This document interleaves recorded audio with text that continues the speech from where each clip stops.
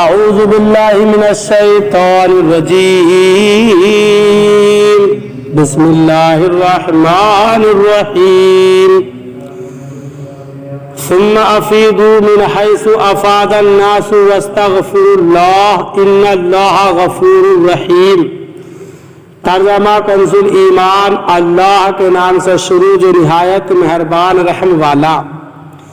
پھر بات یہ ہے کہ قریشیوں تم بھی وہیں سے پلٹو جہاں سے لوگ پلٹتے ہیں اور اللہ سے معافی مانگو، بے شک اللہ بخشنے والا مہربان ہے۔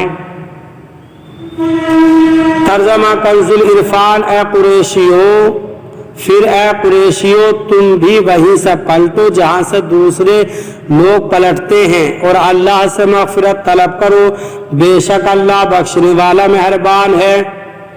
ثم افیضوا من حیث افاض الناس، پھر تم بھی وہیں سے پلٹو جہاں سے دوسرے لوگ پلٹتے ہیں۔ قریش مزدلفہ میں ٹھہرے رہتے تھے اور سب لوگوں کے ساتھ عرفات میں وقوف نہ کرتے۔ جب لوگ عرفات سے پلٹتے تو یہ مزدلفہ سے پلٹتے اور اس میں اپنی بڑائی سمجھتے۔ اس آیت میں انہیں حکم دیا گیا کہ وہ بھی سب کے ساتھ عرفات میں وقوف کریں اور ایک ساتھ واپس لوٹیں۔ یہی حضرت ابراہیم اور حضرت اسماعیل علیہم السلام کی سنت ہے۔ اس سے معلوم ہوا کہ اسلامی احکام برادریوں کے اعتبار سے نہیں بدلتے اور نہ ہی کسی کے رتبے اور مقام کی وجہ سے ان میں تبدیلی ہوتی ہے، بلکہ امیر و غریب، گورے کالے، عربی اجمی سب کے لیے اسلام کے احکام برابر ہیں۔ حضرت عائشہ صدیقہ رضی اللہ تعالیٰ عنہ فرماتی ہیں، قریش ایک مخزومی عورت کے بارے میں بہت ہی پریشان تھا جس نے چوری کی تھی۔ لوگ کہنے لگے کہ اس بارے میں رسول اللہ صلی اللہ علیہ وسلم سے گفتگو کون کرے؟ بعض آدمی نے کہا کہ حضرت اسامہ بن زید رضی اللہ تعالیٰ عنہ کے سوا ایسی ضرورت اور کون کر سکتا ہے، کیونکہ وہ حضور اقدس صلی اللہ علیہ وسلم کے چہیتے ہیں۔ جب حضرت اسامہ رضی اللہ تعالیٰ عنہ نے اس بارے میں حضور پر نور صلی اللہ علیہ وسلم سے گفتگو کی تو آپ نے فرمایا، کیا تم اللہ تعالیٰ کی حدود کے بارے میں سفارش کر رہے ہو؟ پھر آپ نے کھڑے ہو کر خطبہ دیا اور ارشاد فرمایا، بے شک تم سے پہلے لوگ اسی میں ہلاک ہوئے تھے کہ جب کوئی مالدار چوری کرتا تو اسے چھوڑ دیتے اور جب کوئی غریب آدمی چوری کرتا تو اس پر حد قائم کر دیتے۔ خدا کی قسم اگر محمد کی بیٹی فاطمہ بھی چوری کرتی تو میں اس کے ہاتھ بھی کاٹ دیتا۔ تاریخ اسلام میں مسلمان قاضیوں کے ایسے بے شمار واقعات موجود ہیں جس میں انہوں نے کسی کے رتبے اور قرابت داری کی پرواہ کیے بغیر شریعت کے احکام کو نافذ کیا۔ انہی واقعات میں سے ایک واقعہ پیش خدمت ہے۔ چنانچہ حضرت سعد بن ابراہیم رحمۃ اللہ تعالی علیہ خلیفہ ولید بن یزید کی طرف سے مدینہ منورہ کے قاضی مقرر تھے۔ ایک مرتبہ ولید نے آپ رحمت اللہ تعالی علیہ کو اپنے پاس ملک شام میں بلایا۔ چنانچہ آپ رحمت اللہ تعالی علیہ ایک بااعتماد شخص کو مدینہ منورہ میں قاضی بنا کر خود ملک شام کی جانب چل دیے۔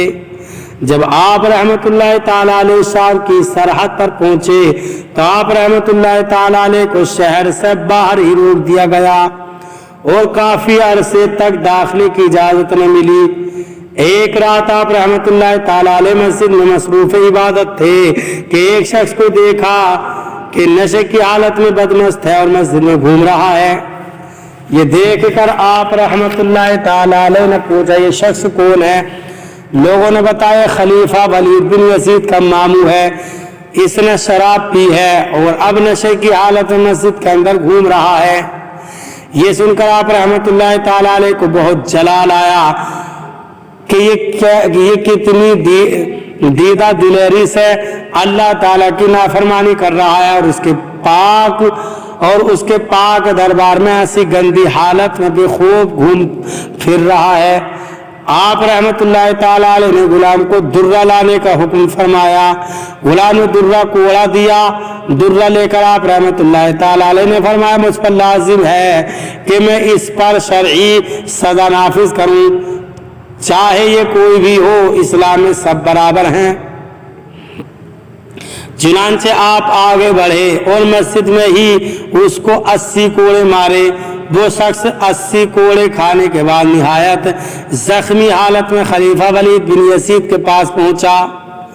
खलीफा ने जब अपने मामू की हालत देखी तो बहुत गजबनाक हुआ और पूछा तुम्हारी हालत किसने की, किसने तुम्हें इतना शदीद जख्मी किया है। उसने जवाब दिया कि एक शख्स मदीना मुनव्वरा से आया हुआ था, उसने मुझे 80 कोड़े सजा दी और कहा ये सजा देना और हद कायम करना मुझ पर लाजिम है। खलीफा ने जब ये सुना तो उसने फौरन हुक्म दिया कि हमारी सवारी तैयार की जाए। उसी वक्त हुक्म की तामील हुई और खलीफा को सिपाहियों को लेकर आप रहमतुल्लाह ताला अलैह के पास पहुंच गया और आप रहमतुल्लाह ताला अलैह से कहा ए अबू इसहाक, तूने मेरे मामू के साथ ये सलूक क्यों किया, इसे इतनी दर्दनाक सजा क्यों दी। हजरत साद बिन इब्राहिम रहमतुल्लाह ताला अलैह ने फरमाया ए खलीफा, तूने मुझे काजी बनाया ताकि मैं शरीयत के अहकाम नाफिज करूं और उसके खिलाफ वर्जी करने वाले को सजा दूं।